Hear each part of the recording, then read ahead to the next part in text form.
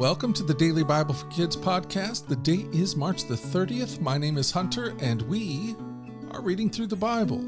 That's something we do every day. We take some time in God's Word, and we let His Word take some time on us. Kids from all around the world are gathering here to listen to these amazing stories from the Bible. And today we're in the book of 1 Samuel. Goliath was saying that no one in Israel was strong enough to fight him. Do you think the Israelites would prove him wrong? Let's read what happens in 1 Samuel chapter 17.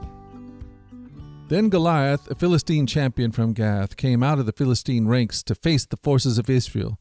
He was over 9 feet tall. He wore a bronze helmet, and his bronze coat of mail weighed 125 pounds. He also wore bronze leg armor, and he carried a bronze javelin on his shoulder. The shaft of his spear was as heavy and thick as a weaver's beam, tipped with an iron spearhead that weighed 15 pounds. His armor-bearer walked ahead of him, carrying a shield. Goliath stood and shouted a taunt across to the Israelites. "Why are you all coming out to fight?" he called. "I am a Philistine champion, but you are only the servants of Saul. Choose one man to come down here to fight me. If he kills me, then we will be your slaves. But if I kill him, you will be our slaves. I defy the armies of Israel today. Send me a man who will fight me." When Saul and the Israelites heard this, they were terrified and deeply shaken. One day Jesse said to David, "Take this basket of roasted grain and these 10 loaves of bread and carry them quickly to your brothers, and give these 10 cuts of cheese to their captain. See how your brothers are getting along and bring back a report on how they're doing." David's brothers were with Saul in the Israelite army at the valley of Elah, fighting against the Philistines. So David left the sheep with another shepherd and set out early the next morning with the gifts as Jesse had directed him. He arrived at the camp just as the Israelite army was leaving for the battlefield with shouts and battle cries. Soon the Israelites and Philistine forces stood facing each other, army against army. David left his things with the keeper of supplies, hurried out to the ranks to greet his brothers. As he was talking with them, Goliath, the Philistine champion from Gath, came out from the Philistine ranks. Then David heard him shout his usual taunt to the army of Israel. As soon as the Israelite army saw him, they began to run away in fright. "Have you seen the giant?" the men asked. "He comes out each day to defy Israel.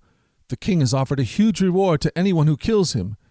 He will give that man one of his daughters for a wife, and the man's entire family will be exempt from paying taxes."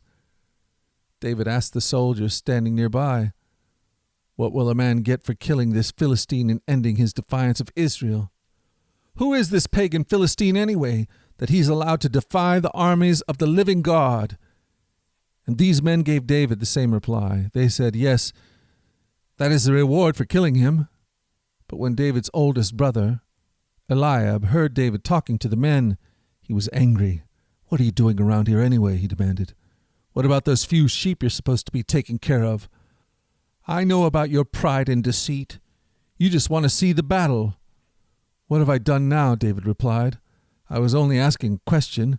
He walked over to some of the others and asked them the same thing and received the same answer.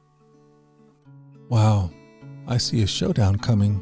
Not one Israelite soldier took up the challenge. All of them were too afraid to fight the giant, but David was ready. He was not a soldier and he was not very big, but his faith was. David believed that the God of Israel could and would defeat Goliath. David shows us that you don't have to be an adult or be big or be strong to have faith. You really only need to have 2 things. To believe that God is who He says He is, and 2, to trust God to do what He says He will do. God will show Himself strong, even in those who are small, even in those who are young, even in those who are weak.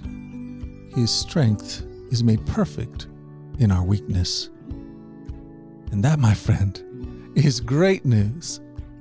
Well, hey, we've done it. We've done it again. We've spent another day in the Bible, and I plan on being back here again tomorrow to do the same thing.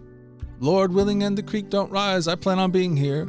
I hope you are too. And while you're at it, invite a friend. Until that time, let's go forward in God's joy. Let's let His joy be our strength, and let us always remember this, that you are loved. No doubt about it. Alrighty, I'll talk to you again tomorrow. You guys take care. Bye-bye.